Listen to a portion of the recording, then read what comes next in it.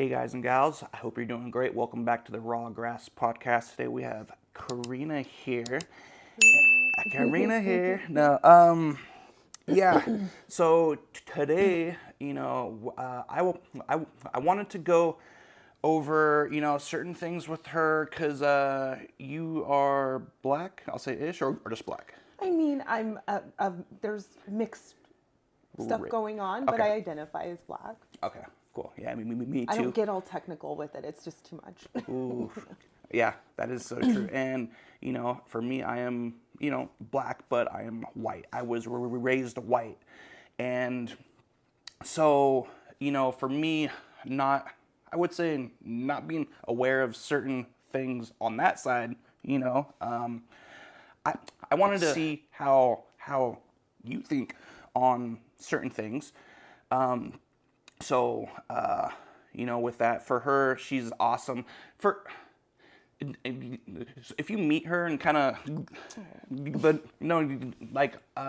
actually meet her and kind of speak to her, she's just so positive all the times. Thank you. And me, I would always try and kind of have you not be so much positive, right? She's like, "Oh, it's so awesome seeing you." I'm like, this isn't normal, right? It's like, "Oh, I'm having a bad day. I have kids," and you do have the child. 4-year-old, he's amazing. Yeah, he is adorable. It's just crazy, but it's awesome. But for that, we will hop into that.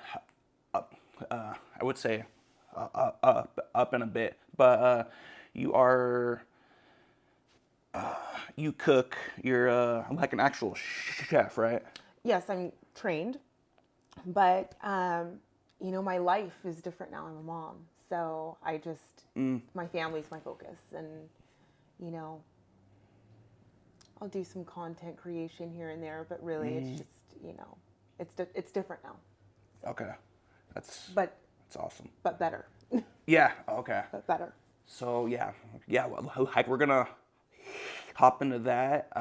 We mainly to help whoever out there be open and stop being what hatred. Do you think, or is that too much about like the black white I just think whole there's like the just too much racist? focus on that right now, or really we need to, instead of focusing on our differences or focusing on, it just, there's a lot of that in the world anyway, where we need to kind of focus on what we have in common and focus on love. I think that's just me. I think Okay. so for instance, there's a person in my life, a dear friend, that like we could not be more different politically. Oh my gosh, more. And I was just like, at first.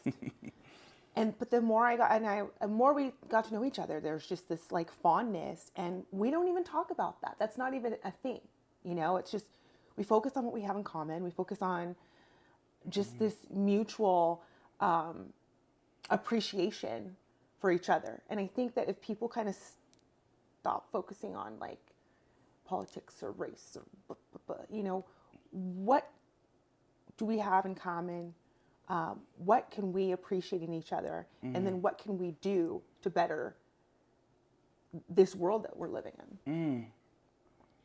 Yeah, that's huge because you have a lot of people just heads just I don't like you because of this. I'm like, okay, I see how you thought, but how about we kind of grow and just kind of, I would say, not see it and learn from it, because way back when, certain things happened. We were slaves and all that kind of stuff.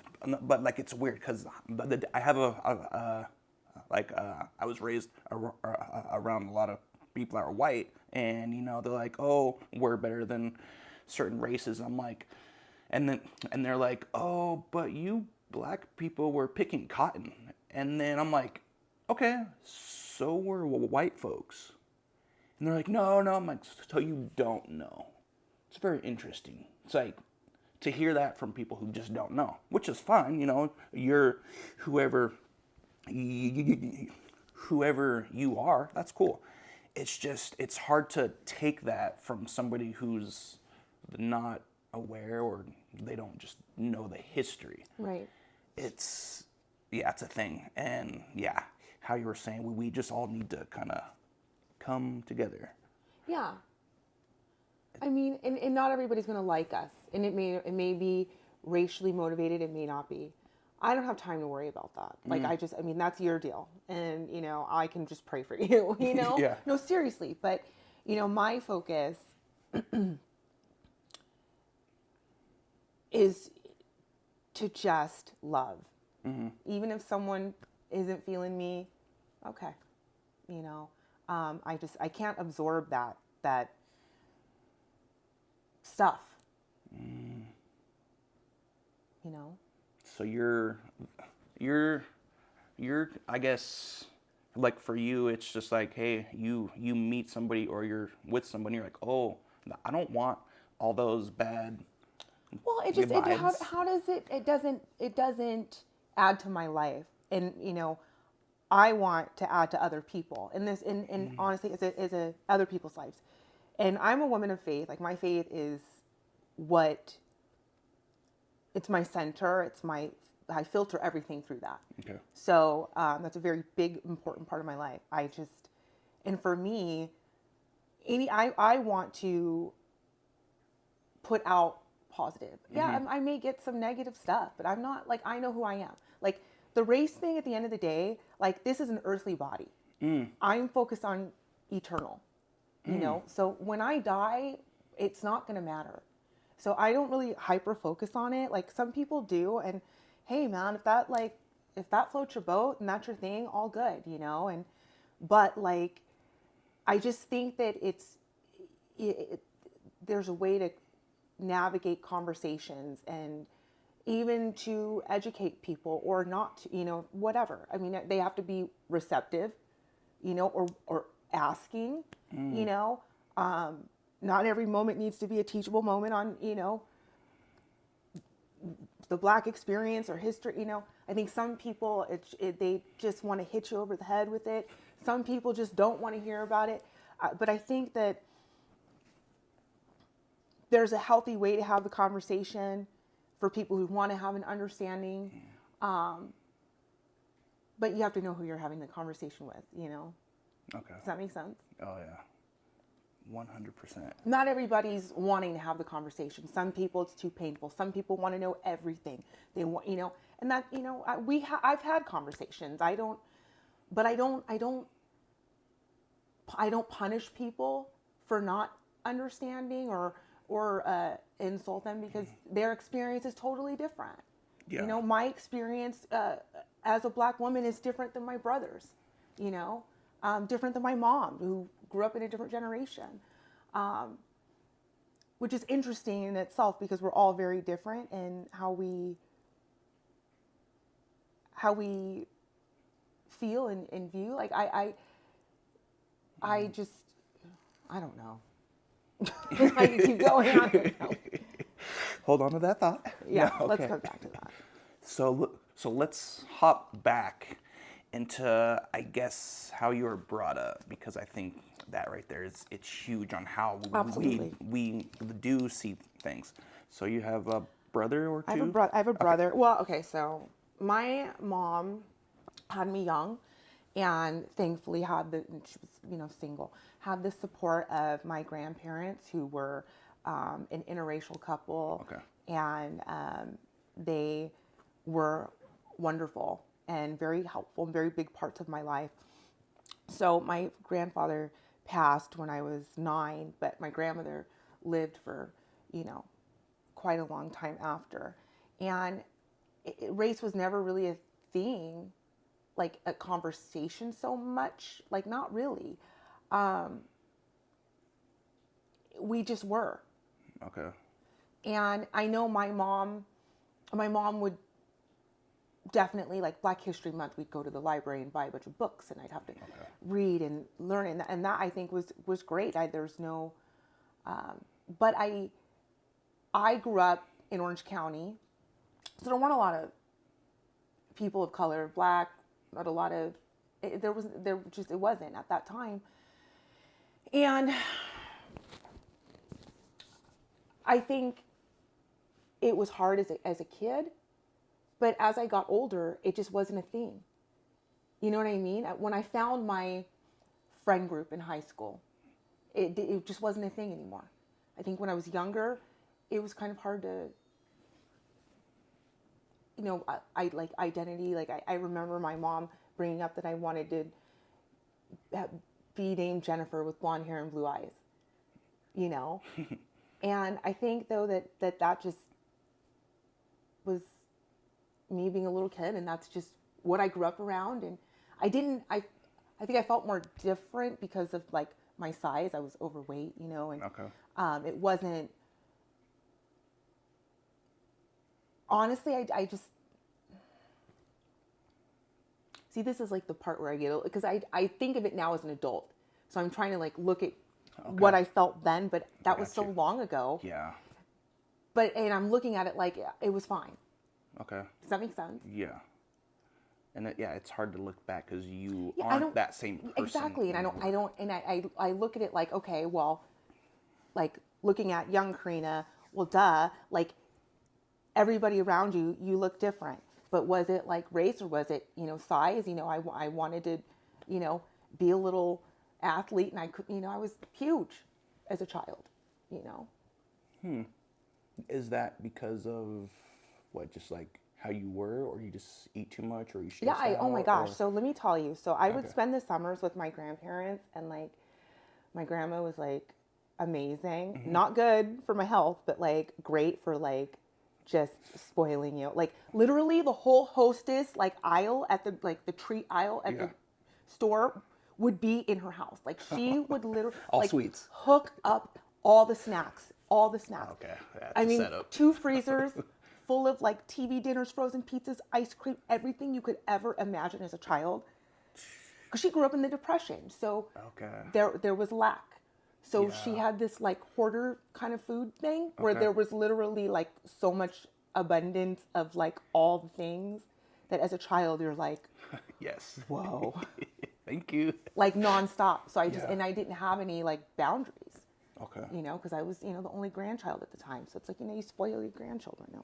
Yeah. You want another pizza? Sure. Grandparents are like that. Yeah. So yeah, I ate a lot. And I wasn't as active for what I was eating. Oh, okay. So it would just kind of sit and it's not being burned. Watching TV, Yeah. Yeah. Well, if you guys see her now, she's shredded out. Like she hits I'm it. not right now. Easy. Getting back to that, but not right now. Swolled out. No. No, okay. So. Work in progress. Hey, I would say we all are work. Oh, forever, Yeah, each day until we die, and we will die. So I'm gonna live forever. Okay, like sure, Yeah. So I don't know with that. I just don't know, and honestly, because I don't connect to that. I just don't focus on it, and I focus on how I'm raising my son. So looking back as a child growing up in Orange County, I don't know if I felt weird. I think it was more my size, and just kind of just being. I was different. Okay. I was a different kind of kid. I was just different. My whole vibe was different. Always been that way. Always the beat of my own drum. So. Yeah. So, how do you see people out there now? That they're like, oh, I'm overweight and all this extra stuff. How do you kind of see it now to kind of hop over that hurdle and be like, hey, like, you should probably start eating a certain diet and just be healthier? I think someone has to want to take the first step. Okay. You have to really want it. Like any kind of change in your life, you have to want it and really want it. Where you want it so bad that you're like, okay.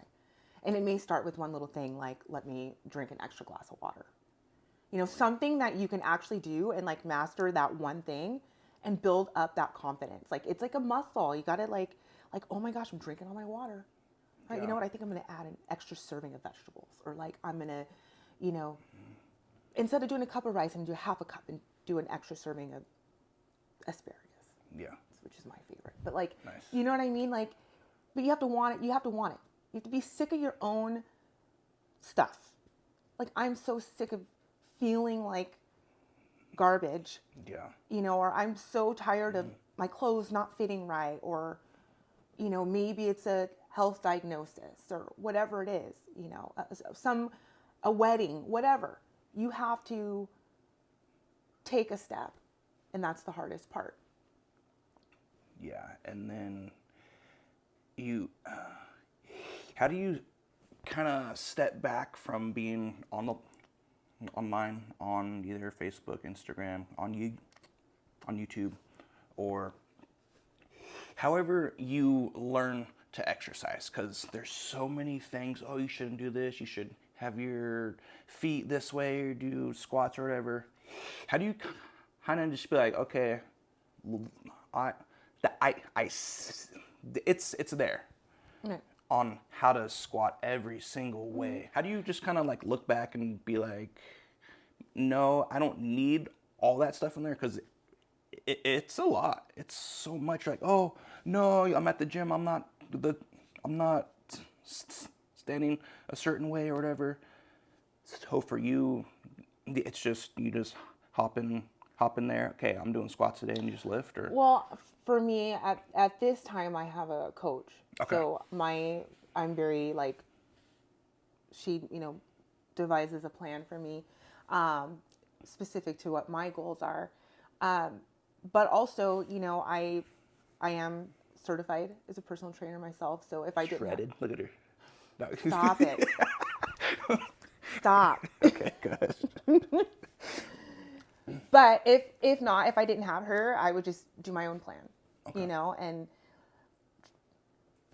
that's just kind of what I would do. But, you know, because I think, yeah, there are, like, I remember my grandma, though, too, even when I was a kid, she'd pull out, like, the little exercise clippings, because even though I was overweight, I did enjoy, like, exercising. I enjoyed moving my body. Like, I'm old. You're older. So, No, you're no, older. No. So I remember in the summertime, my mom, they'd have like deals for like the health club. That's how old. Health clubs. Bro, you're not even Nobody that old. calls them health clubs anymore. This is like 90s stuff. Okay. So, but like I would love to go and do like the little step class and just be, Okay, yeah. mess. Just whatever. But,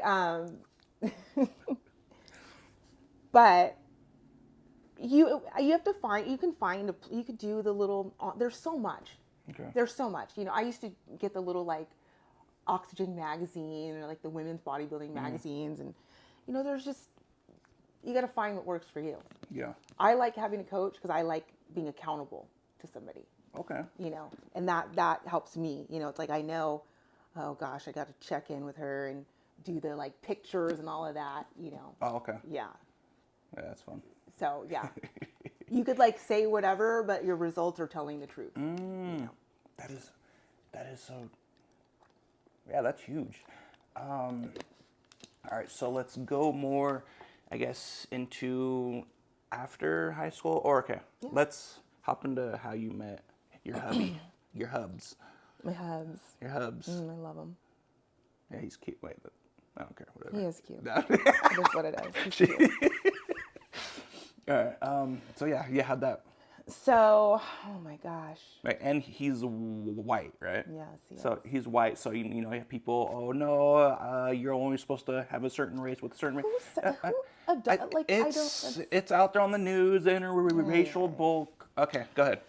So I was working at a bar, and I saw this guy. This is 20 years ago. Hubs. Yes, I saw this guy with the bluest eyes, and I was like, Hooked her. This is the man I'm going to marry. No, I knew instantly, like, my life changed at that moment. And I just talked to him all night. Like, I did not have rent to pay. I did not care about it at that point. Like, we'll figure it out. This guy is awesome. And Yeah, he is pretty cool. we've been together ever since. He's amazing. Right, so you seen him and you. Yeah, you, closed mouths you don't went to get him. fed. Okay, Ooh. so I'm someone who, if I want something, Okay. and I just wanted to introduce myself. I didn't know his story. For all I know, he could have been, luckily he was, out of a relationship and, you know, had some time to kind of navigate that. And he was just, it was it was God. It was perfect. It wasn't perfect, but it was God. It absolutely was. Because, he even knew, like, he was, the next day when he was hanging out with his brother and sister, he was like, I met the woman I'm going to marry. And we did. Are you crying right now? No, I'm not. It's so cute. Oh, I'm not okay, it's fine. It's fine. Hey, I don't. You do. The only thing I cry about probably Is Lucas, because he's so awesome. Okay, go ahead. Yeah, but that's how I met my husband. That's so awesome. So, whoever out there, you can't, if you are a man, okay, cool, you can go and speak to a girl or a dude, cool, awesome. But for, her, she's like, hey, I want that, so. No, I just introduced myself. I just, I wanted to know. I wasn't like, hey, like What's up? predatory, but like, you know what I mean? It's to me, you can't I'm not going to wait for someone, because he's shy. He's reserved. My husband, like, we're very different. Okay. I'm very extroverted. He's very introverted. So if I were to wait for him to introduce himself to me, I'd probably still be sitting there. Okay, yeah. Just because he's shy. He's not that way. Me, I don't care. Hi, I'd like to get to know you. Yeah. What's your story? Talk to me. So for whoever out there who's like, oh, I don't know how I'm going to look or I'm going to feel in front of somebody. Who cares? Ooh, dang. Get it, girl. Life is too short. Oh, if you so want short. something, or if you want to, find out about it, you just seize the moment. You take the opportunity. Yeah, he's super, awesome guy. He's a great guy. Yeah, and I was like, hey. And here's the other thing. Don't let someone's current circumstances, don't let that dictate whether or not you want to approach them or pursue a friendship or relationship. Because my husband definitely was in a different situation at that time, but I saw who he is now then. So I saw in him the man he is now, even though his situation, I'm like, oh, if someone maybe isn't making a lot of money, or, maybe they're, financially not where you would like them to be at that moment, because that's not there forever. Yeah. And I saw beyond that. Yeah. See, that right there is rare, because you have, I guess, a lot of dudes or women out there who are like, no, they don't, like, height-wise or how much did they make, or, they're like, nah, next. And I'm like, okay, cool for you, I guess. But if you're missing, you could be missing out on, like if I were to be like, oh, like my husband at that time, he was 23. Okay. It's like, first of all, we're all a hot mess at 23, most of us. So you're older? No. Oh, I was 21. You've been with him for 20 years. I've been with him. That's right. We've been married for 19 years this year. Wait, so like it happened quick. So like a year, and then you're like, hey. Well, my mom got married. Oh, okay. In this beautiful Hawaiian wedding. It was beautiful. And I was like, you know what? We're broke, but I love you. We were at a restaurant in Long Beach. Who was eating onion rings dipped in ranch. And I was like, I don't even care about a wedding. I love you. Let's just go get married. So you went at the courthouse? No, we went to Vegas. We didn't tell anybody. Oh, okay.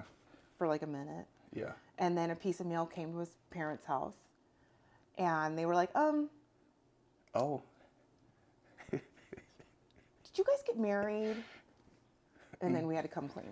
Yeah. And they totally welcomed me. Because they loved me. His family, I am so blessed. I have the best in-law situation ever. My mother-in-law is just, she's wonderful. That's awesome. Yeah, me too. I have the. Yeah. Awesome. So guys, what's happening? No. So yeah, but you can't let someone's circumstances. I mean, we didn't have any money at the time. Yeah. I wasn't going to be waiting for a fancy wedding, and I think honestly, knowing what I know now, like that was the perfect wedding for me. That was perfect. Okay. I would not trade it. You know, Nice. I wouldn't. You know, at 25, we'll probably do a vow renewal for family, just because no one got to see us get married. Yeah. But wouldn't trade it for the world. When people are like, my wedding cost $25,000, $50,000. Like, my wedding cost $250, Yep. and I went and got some pizza afterwards. Like, it was awesome. Oh, that's so cool. Yeah, yeah. You get, it's got to be this way, and I got to have this many people. I'm like, and you're gonna be in debt. Yeah, it's dumb to me. Like, It's like you're gonna start your marriage in debt. save that money for like a home, or if you love traveling, you know, travel, whatever you're, you know, invest. I don't know. Like, I'm not for me. So, you have a child with him, the OG Lucas. So I'll say Lucas. So. We waited a long time, and this is something I would recommend for people. My husband and I really got a chance to know each other. We were married for 15 years before we had him, right? Okay. Yeah. So we did a lot of fun stuff. So as we kind of were growing together and establishing our life, building a life, you know, we got to do a lot of fun stuff. So we were really ready to have him. So, I want to say I was 30, was I 37, 38? 37, I think, when I had him. I think. You don't even look like you're in your 40s. Thank you. Water. And you're black, because black don't crack, I guess, right? Hold on. I got to look at my fit. I was kidding. That's weird. Okay. She's like, I'm not going to get into that. No. I don't care. Do it. No, okay, so Lucas. Yes. So. She's like, yes, I love him. No, so He's awesome. So we went to Maui and I talk about God a lot. God is my, love you. And we were like, all right, we're going to try to have a baby, because I'm getting to a point in, for women where it gets to be difficult, It's harder to conceive and hard to bear. And I was scared, honestly. I was traumatized because I had a miscarriage earlier in our. Okay. I was just completely traumatized me, where I was like, no, but I don't want to do this. I don't want to do that, because I just didn't want to go through that again. How did you get over that? Time. Okay. And then just kind of, I was like, okay, well, I'm not going to do it. I just don't want to go through it again. So, just time, and then it got to the point where it's like, either we're going to do this or we're not. And we wanted to have a child, and, I've always been like a one, and Nick too. Plus we're older parents in terms of having little kids, like to be in your 40s with like more than one little kid, I feel for you. No, but so we were in Hawaii, and honestly, I picked out a girl name, but I told Nick, I'm like, we have a boy, I want his name to be Lucas, and then we come back from that trip, and like, I don't know, I'm just telling you all my stuff. He was conceived. Yes, so, what a gift. And my husband, when I told him, I knew, but we were on a trip, so I took the test, and he didn't know. I like faked it, like I like had my little box. You can't be doing that to us. I had my box of like tampons out. So I was like, I'm on my period, I don't feel good, whatever. And then I went, and he went fishing. We were in Mammoth, and then like I had all the books, like, you're gonna be a dad, and a little onesie and the text. Wow, surprise! And then I was totally surprised him. I wrapped it while he was, and I was like, babe, I have a little gift for you. Thank you for being you. I love life with you. And then I gave it, and it was a cute moment. Did he cry? Yes, he did. job. Absolutely. See, us men cry. Yes. Okay, go ahead. And so I knew I was having a boy. I just did not entertain a girl at all because I'm a total boy mom. Yeah. And we found out he was a boy. And then at the, was it? I can't, 31. It's all such a blur. Honestly, it's such a blur. I think when you're going through a complication, it just was so much going on. But so I was 7 months, right? Yeah, okay. No. It's all good, 30, all good. 33? I can't remember if it was 32 or 33 weeks. Anyways, I was reaching for a ceiling fan and I just felt like a warm liquid. Oh, your water broke. And no, it didn't break, Okay. but my sac was ruptured. So I had to go to the hospital, and basically they were like pumping me up full of stuff not to go into labor because he was so little that they wanted to get him to a certain point. And then we just made it by like a week, and I had him, and he was in the hospital for a month. Okay. I didn't even hold him. Yeah. For the, I held him the next day. I want to say, or maybe they got him, or no, maybe it was later that day. It was all, honestly, there was so much going on. I can only imagine. And you were on stuff, on Yeah. drugs, I'm sure. Dang. So how did you handle that? Saying, oh, not, it's just boom, you have to go take care of him. Take care of him. Honestly, I went into shock, actually. I was kind of bleeding a lot, and I went into shock. And so they were just trying to, like, get me situated and get him. They took him. But they prepared me, thankfully. They prepared me so I knew I wasn't going to be able to. And honestly, something just happened where I just kind of went in it. And I was, like, the most non-maternal person ever. Like, I was, like, the woman that would glare at your kids in a restaurant if they, like, were running around. Now it's like, I get it. Yeah. But something changed in me. It just kind of like, I went into that mom mode. And so like, I was in that NICU all day, all night. Yeah. For the entire duration of his stay. I was obsessed with bonding with him. Okay. So skin to skin, him knowing my smell, me talking to him knowing my voice. Like, I was a preemie. Sorry, I'm going to touch mine. I was a preemie too, and I didn't have that because this was the early 80s. Okay. So, my mom didn't get the skin to skin and all of that. And, it's been debated that the reason why we don't have such a close bond is because we didn't get that initial bond to form. And I don't know, but that was in the back of my mind. And I was just like, nope, I'm going to be up in that department all day. And even the nurses were like, we've never seen a mother in here this much.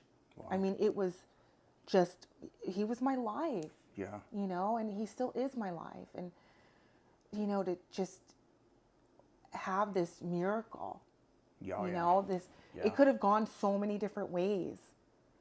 But to have this little human, this little person that, God trusted me with.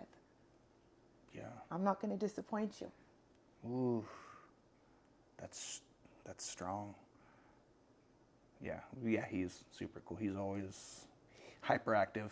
No, he loves people. He's not, it's just, he turns on. I would say hyperactive for the normal kid who's on their phones. Oh, he doesn't even have a device. We don't do that. Oh, why not? Well, I feel very strongly, like I know it's coming, but I didn't want the early years. I don't want to just give you a device. Okay. And so maybe that means me doing my job as a parent. Okay. To interact with him or to teach him, or, maybe it is not him being a little bit more, open, but more aware of his surroundings, what's going on. Yeah. I mean, I don't want to just give him a device. Like I think that's dumbing down kids. I'm sorry. No judgment if that's what works for you. For me, yeah, maybe like I have to like rein him in a little bit, but that's my job as a parent. And I also I know that, you try to get a device out of anybody's hands now. So it's Even like, adults. I don't want to rush it. Like, even like I told my husband, no cell, because he's, he works a lot. He's always emailing, customers and all this. I'm like, no phones at the dinner table, because one day we're going to be asking Lucas not to have phones or a phone at the dinner table, and we're modeling for him. So I really just I know it's coming. I can't keep that from him forever. Like, I just don't want to be that mom either. But he's 4. He doesn't need a tablet or here's a book. Here's some crayons. And that's what he loves. He loves to draw. He loves music. I let him play his little keyboard. He plays songs for me. I mean, if I gave him a device, he wouldn't do that. No. He's like, oh, this person, No. scroll. Well, no, scroll. I don't know about it. 4 years old. I mean, but you know what I mean. It's like, even still, the screen. Okay. Being on it to having some, no. So, at what age will you kind of show him? This is gonna be like not horrible or bad, but just kind of show him white, black, like certain other races to be like, oh, he's that way because he's not as light as a certain person. So, Lucas, is fairer skin, but he knows mommy's brown and daddy's pink, and he says, and I'm brown and pink, and I just kind of tell him, this is the way God made us. Okay. And God made us all beautiful, and we're all different. Yeah. Or is that something for whoever out there, they're like, oh, like you're not even supposed to show them that. Or you have people who live in the not so great spots who are like, oh, they're this, they're that, they're bad. So that's not, so like hood life, like, oh, they're in our spot.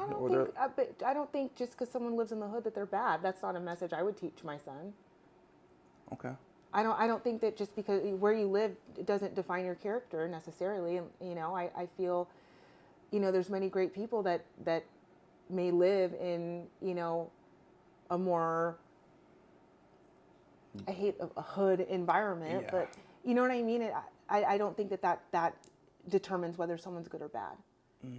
Or I just, I don't. Sometimes these are our circumstances, and I would never want to teach judgment to my son, to judge others. Okay. I just, where they live, with whatever they're doing, I may not agree, but it's not my job to judge you. There's only one judge.